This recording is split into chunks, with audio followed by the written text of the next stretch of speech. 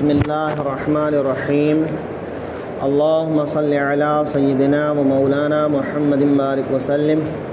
صلاۃ و سلام علیک یا رسول اللہ صلی اللہ تعالی علیہ وآلہ وسلم۔ آج سورہ بقرہ کی 47ویں آیت کا معنی اور مفہوم سمجھنے کی کوشش کرتے ہیں۔ اللہ تبارک و تعالی ارشاد فرما رہا ہے، یا بنی اسرائیل اذکروا نعمتی التی انعمت علیکم، اے اولاد یعقوب یاد کرو میرا وہ احسان جو میں نے تم پر کیا، وانی فضلتکم علی العالمین، اور یہ کہ اس سارے زمانے پر تمہیں بڑائی دی۔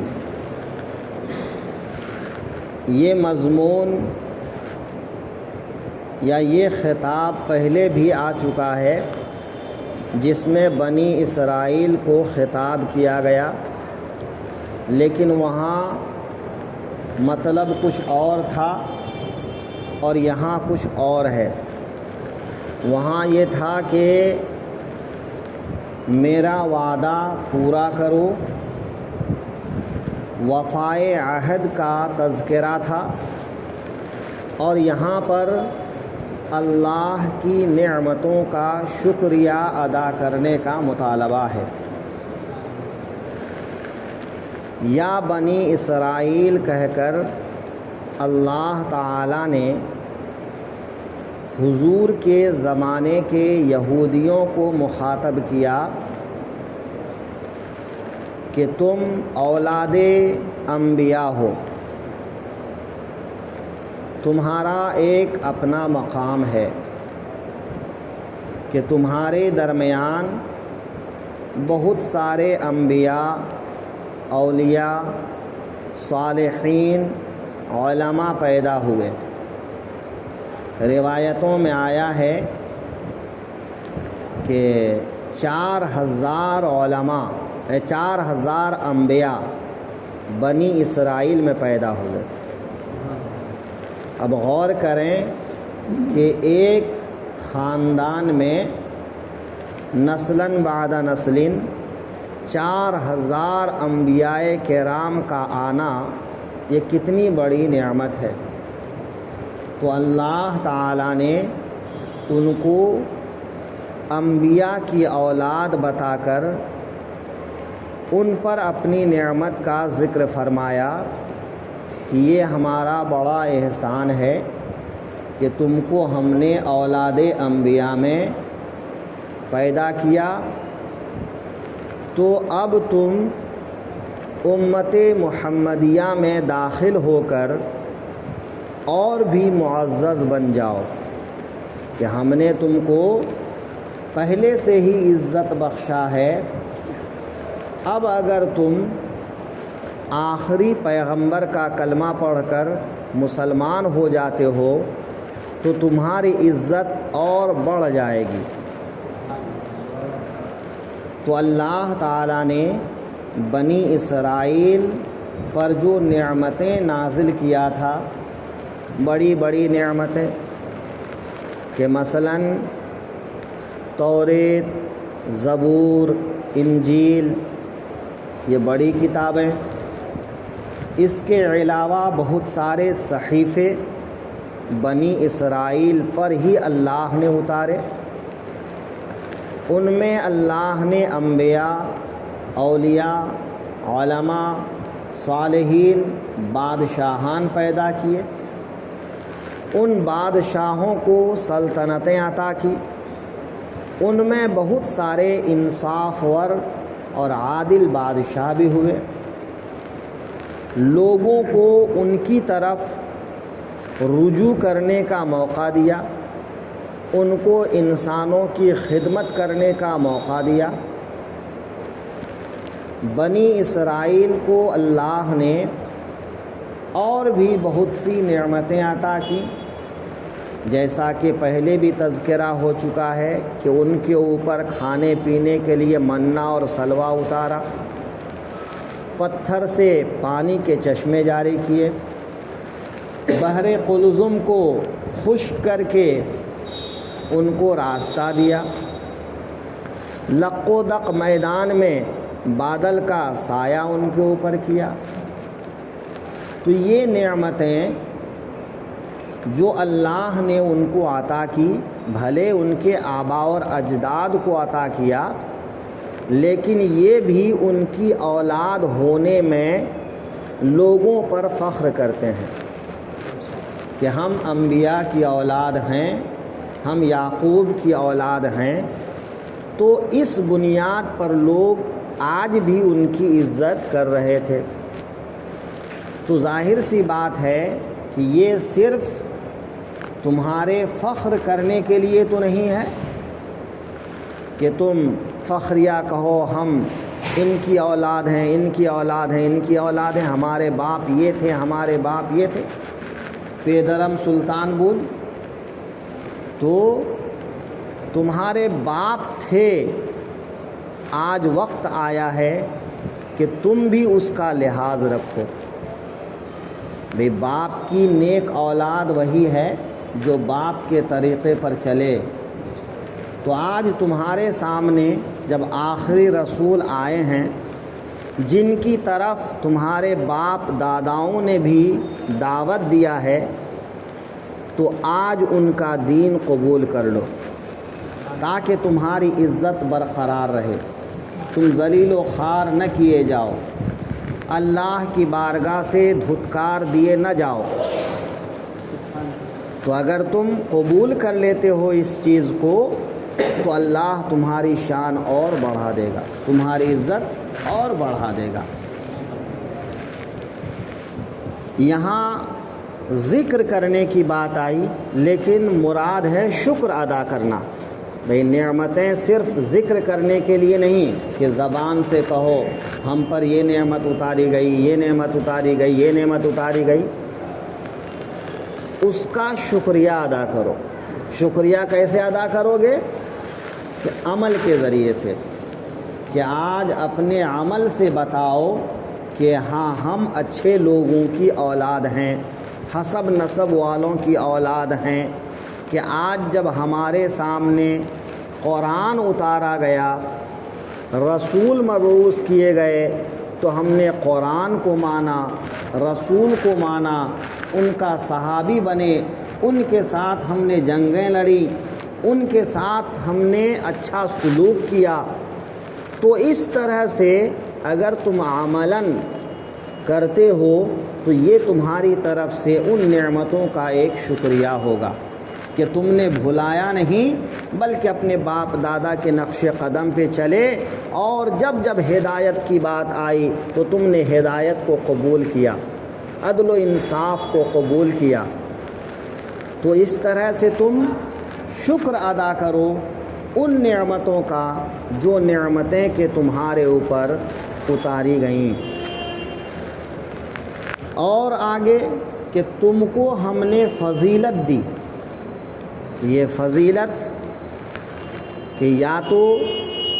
بھئی نبی کو غیر نبی پر فضیلت، عالم کو غیر عالم پر فضیلت، بادشاہوں کو رعایا پر فضیلت۔ تو ہر زمانے میں لوگ تمہاری قدر کرتے آئے، تمہاری طرف لوگ رجوع کرتے آئے، یہ سمجھ کر کہ تم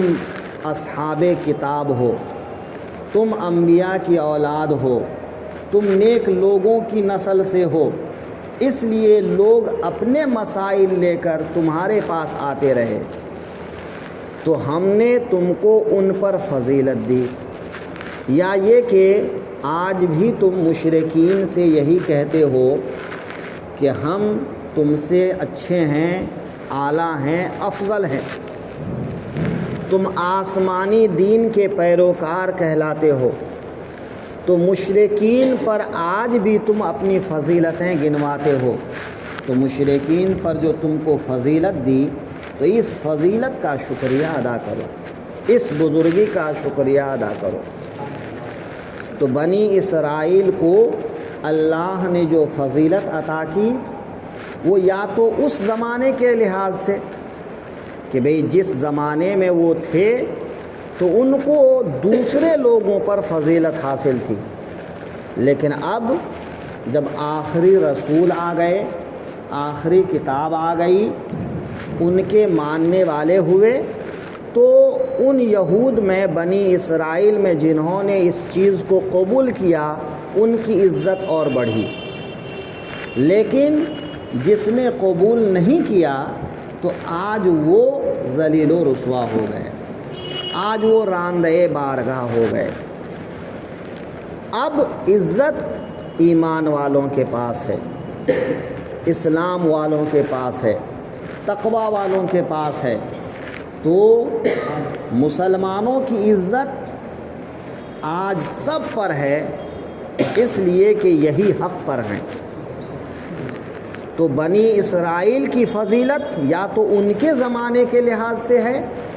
یا اس لحاظ سے کہ اگر وہ مسلمان بن جائیں تو آج بھی ان کی فضیلت برقرار رہے، لیکن ایمان والوں پر کوئی الگ فضیلت ان کو حاصل نہیں ہوگی۔ ہاں یہ بات ہوگی کہ وہ دو دین پر، دو کتاب پر، دو رسول پر ایمان لانے والے لوگ ہیں، تو اس لحاظ سے ان کا ایک اپنا مقام ہوگا، لیکن ایمان والے آپس میں اسی لحاظ سے افضل اور مفضول ہوں گے جس کو قرآن پاک نے بیان کیا، ان اکرمکم عند اللہ اتقاکم، کہ تم میں زیادہ فضیلت والا وہ ہے جو زیادہ پرہیزگار ہے۔ تو جو زیادہ پرہیزگار ہوگا وہ زیادہ فضیلت والا ہوگا، جو زیادہ اچھا ہوگا وہ زیادہ اچھا کہلائے گا۔ اسی طرح جیسے حضرت مریم کو اللہ نے فضیلت بخشی تو ان کے بارے میں کہا گیا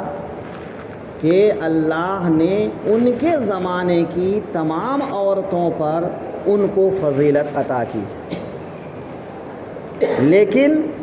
جب ازواج مطہرات کی بات آئی تو وہ ازواج مطہرات سے افضل نہیں، بلکہ ازواج مطہرات آج افضل ہیں، تو وہ اپنے زمانے کی عورتوں کی سردار ہیں، اپنے زمانے کی عورتوں میں افضل ہیں، اور ازواج مطہرات اپنے زمانے کی عورتوں میں افضل ہیں۔ اللہ نے دنیا میں 5 عورتوں کو سب سے زیادہ فضیلت عطا فرمایا۔ فرعون کی بیوی آسیہ، عیسیٰ علیہ السلام کی والدہ مریم، اور حضرت خدیجۃ الکبریٰ، حضرت عائشہ صدیقہ رضی اللہ عنہا،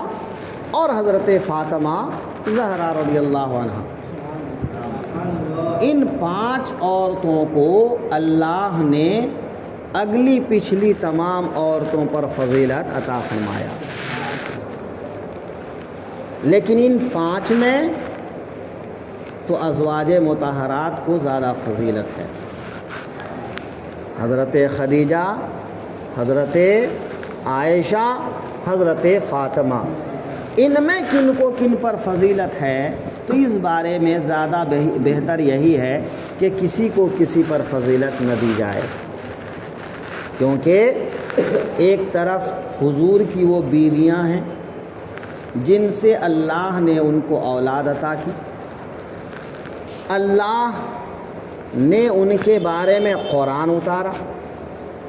اور ایک طرف جگر پارے مصطفیٰ صلی اللہ علیہ وسلم، تو اس لحاظ سے ان کا اپنا اپنا مقام ہے۔ ہر گلیرا رنگ و بوئے دیگر است، ہر پھول کی اپنی مہک ہے، اپنی خوشبو ہے، اپنا مقام ہے۔ تو حضرت خدیجہ کا اپنا مقام ہے، حضرت عائشہ کا اپنا مقام ہے، حضرت فاطمہ کا اپنا مقام ہے۔ لہٰذا اللہ تعالیٰ نے ان کو فضیلت عطا کی۔ تو بنی اسرائیل میں اللہ نے ان کو جو فضیلت عطا کی وہ ان کے زمانے کے لحاظ سے، وَأَنِّي فَضَّلْتُكُمْ عَلَى الْعَالَمِينَ، اور بے شک میں نے تم لوگوں کو جہان والوں پر فضیلت دی۔ تو جہان والوں سے مراد اس جہان کے لوگ، اس زمانے کے لوگ، اس وقت کے لوگ۔ تو اس سے جو ہے بنی اسرائیل کا مقام جہاں معلوم ہوا، وہاں یہ بھی معلوم ہوا کہ حسب نسب انسان کو فائدہ دیتا ہے جب تک انسان حق پر قائم رہے۔ تو چاہیے کہ انسان اپنے حسب نسب کی حفاظت کرے، حق کے راستے پر قائم رہے۔ نسب کا اپنا فائدہ ہے، لیکن اگر انسان بے عمل ہو جائے تو اس وقت پھر نسب بھی کام نہیں آتا ہے، سوائے اللہ کے رسول صلی اللہ علیہ وسلم کے نسب کے، کیونکہ میرے آقا نے فرمایا موت کے بعد سارے نسب ختم ہو جاتے سوائے میرے نسب کے، کہ میرا نسب قیامت تک باقی رہے گا۔ تو آقا کریم کی اولاد، اللہ نہ کرے کوئی بے عمل ہو، لیکن اگر وہ بے عمل بھی ہیں تو ان کو یوں سمجھا جائے کہ جیسے کیچڑ کے اندر موتی۔ تو اگر دامن میں کیچڑ لگ جائے تو کیچڑ کو دھویا جاتا ہے، دامن کو پھاڑا نہیں جاتا۔ تو اگر کوئی اولاد رسول حقیقتاً ہے، وہ ایمان کے ساتھ میں ہے، تو اگر ان کا عمل کسی لحاظ سے ٹھیک نہیں ہے تو اللہ ان کا عمل معاف فرمانے والا ہے۔ چونکہ علماء فرماتے ہیں کہ آل رسول فاطمہ کی اولادیں توبہ کیے بنا اس دنیا سے نہیں جائیں گے، وہ مرنے سے پہلے اپنے گناہوں سے توبہ ضرور کر لیں گے، کیونکہ اللہ تبارک و تعالیٰ نے وعدہ فرمایا ہے کہ ان سے اللہ تعالیٰ گندگی کو دور فرما دے گا، ہے نا، ان سے نجاست کو دور فرما دے گا، رجس کو دور فرما دے گا۔ تو ہم سے تو محبت کا وعدہ لیا گیا ہے کہ اگر کوئی واقعی اولاد رسول ہے، اولاد فاطمہ ہے، تو ہم ان سے محبت کریں، ہم ان کا احترام کریں۔ باقی ان کا عمل، تو اگر ان کا عمل شریعت کے مطابق ہے تو وہ سونے پہ سہاگا ہے، اگر کہیں پر شریعت کے خلاف بھی ہو جائے تو ان کا معاملہ اللہ تعالیٰ کی بارگاہ میں سپرد کر دیا جائے کہ رب جانے اور اس کے حبیب جانے کہ ان کے ساتھ میں کیا معاملہ ہوگا۔ لیکن انسان کو نسب کا احساس رہنا چاہیے کہ جب باپ دادا اچھے لوگ ہوں تو انسان کو اچھے راستے پہ چلنا چاہیے، تاکہ لوگ کیچڑ نہ اچھال سکیں کہ دیکھو فلاں باپ کے بیٹے ہیں اور اس طرح کا کام کر رہے ہیں۔ جیسا کہ اسی آیت میں بنی اسرائیل کو ان کے باپ دادا کی نعمتوں سے یاد کیا گیا کہ تمہارے باپ دادا پر ہم نے ایسے ایسے احسانات کیے، تو تم ان احسانات کا بدلہ چکاؤ، اس کا شکریہ ادا کرو کہ تم ان کی اولاد ہو۔ آج تم ہدایت پر قائم ہو جاؤ، ہدایت کے راستے پہ چلو، تو اللہ تم کو اس کا اجر عطا فرمائے گا۔ اللہ تعالیٰ کی بارگاہ میں دعا ہے کہ ہم سب کو ہدایت کے راستے پر قائم رکھے۔ یا نبی سلام علیکہ، یا رسول سلام علیکہ، یا حبیب سلام علیکہ، صلوات اللہ علیکہ، یا حبیب یا رسول اللہ علیکہ السلام، مصطفیٰ خیر الورا ہو، سرور ہر دوسرا ہو، اپنے اچھوں کا تصدق ہم بدوں کو بھی نبھاؤ یا نبی سلام علیکہ یا رسول سلام علیکہ یا حبیب سلام علیکہ صلوات اللہ علیکہ الصلاۃ والسلام علیک یا سید المرسلین الصلاۃ والسلام علیک یا شفیع المذنبین الصلاۃ والسلام علیک یا راحت العاشقین وعلی آلک واصحابک یا رحمتا للعالمین صلی اللہ تعالی علیہ وسلم۔ الہ العالمین اپنے حبیب پاک صاحب الاولاق صلی اللہ علیہ وسلم کے صدقہ و طفیل ہماری نمازوں کو قبول فرما، ہماری جملہ عبادتوں کو قبول فرما، ہمارے گناہوں کو معاف فرما۔ مولا ہم سب کو نور ایمان سے منور فرما، عشق مصطفیٰ سے ہمارے دلوں کو روشن فرما۔ الہ العالمین اپنے حبیب کے طفیل ہم سب کو اپنے عشق کا چھینٹا عطا فرما دے۔ مولا کریم ہمارے گھروں میں خیر و برکت نازل فرما، ہماری روزی میں برکت عطا فرما، ہماری جان و مال عزت و آبرو کی حفاظت فرما، ہمارے اہل و عیال کی حفاظت فرما۔ مولا ہم سب کو دین حق پر قائم رکھ اور اسی پر ہم سب کو موت عطا فرما۔ سبحان ربک رب العزت عما یصفون وسلام علی المرسلین والحمد للہ رب العالمین۔ بحق لا الہ الا اللہ محمد الرسول اللہ صلی اللہ تعالی علیہ